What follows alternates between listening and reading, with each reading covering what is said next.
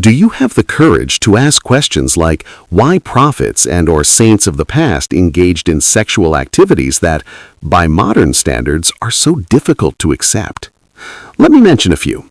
David, as the Bible tells us, had an affair with his general Uriah's wife, then plotted to have her husband killed in battle.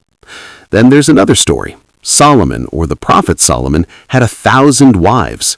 Only 300 of them became wives, the rest were concubines. This is extreme polygamy. Then there's the story of Lot, who even committed incest with his children. Or Abraham, he married someone, whether they were slaves or wives at the time, but what's clear is that after having a small child, his partner was immediately abandoned in the barren desert with no chance of survival. Then let's imagine the Prophet Muhammad. He also married underage children, practicing polygamy. Or let's look at sexual phenomena in non-Abrahamic religions. Let's look at Sri Krishna, for example, who was also polygamous, but his polygamy was even more extreme. He had 16,100 wives.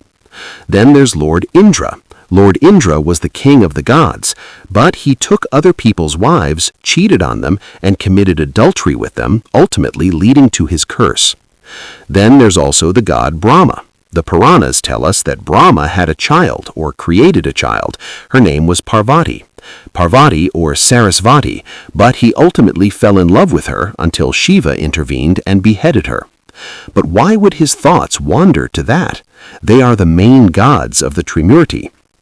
Now the question is, do you have the courage to raise moral questions related to sexual activities or behavior in ancient times? Before we discuss this further, I'd like to offer a disclaimer. What we'll be examining now will be based on science, the humanities, or the social sciences, not religion. Because religion can be controversial and is related to personal biases regarding beliefs, we'll likely ignore it somewhat. In other words, we'll focus more on science, social science, and the humanities. But if you choose a religious approach, that's fine too.